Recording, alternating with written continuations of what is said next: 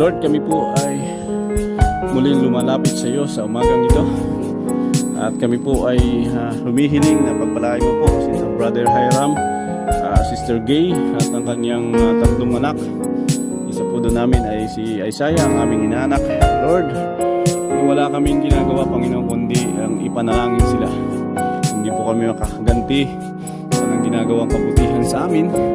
But tulad ng iyong pangako, Panginoon, sa iyong mga salita ay ano man po ang aming kahilingan para sa kanila ay ipagkakaloob mo, Panginoon, dito po sa inakyat namin Coron, Tapias Island. Sa bundok na ito ay tinataas po namin ang buong Magno and Rocky family, na kayo po ang patuloy na magpapala sa physically, mentally, emotionally, physically, spiritually, at sa relationship, Panginoon. Ito tinataas namin na samahan mo po sila sa lahat ng kanilang ginagawa.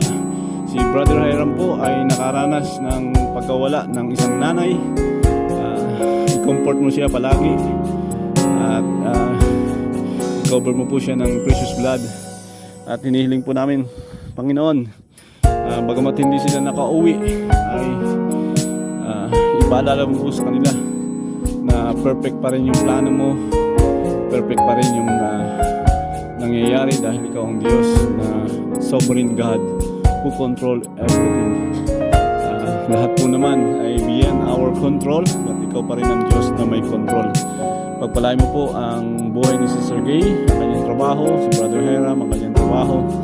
At hinihiling po namin, Panginoon, na huwag ka po magsasawang samahan sila sa lahat ng ginagawa nila sa ministry. Without them, Father God, isang malaking testimony, Panginoon, nung sila ay magpadala ng blessing. Ako po ay wala ng sweldo ng panahong yon. Wala na po ng sweldo, hindi na tayo sumweldo dahil nag-resign po tayo sa trabaho. Pero ang Diyos ay gumawa ng himala sa buhay po ni Sister Gay and Brother Hiram. Unexpected blessing ang nakarating sa amin. At tunay na ito po'y kahanga-hanga, sapagkat kami po ay dumadalo ng buong pamilya ng spiritual retreat. At na doon inaalala namin ang aming pangangailangan, pero nakita namin ang iyong pangako sa iyong salita sa Matthew 6:33. Seek ye first the kingdom of God, and all things shall be added unto you.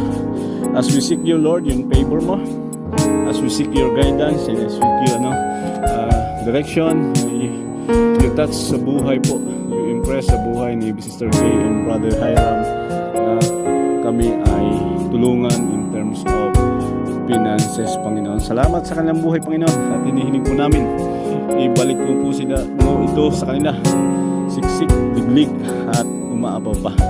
Salamat po, Panginoon. Ito po yung aming hinihiling at inaangkin. In Jesus' name we pray. Amen and amen.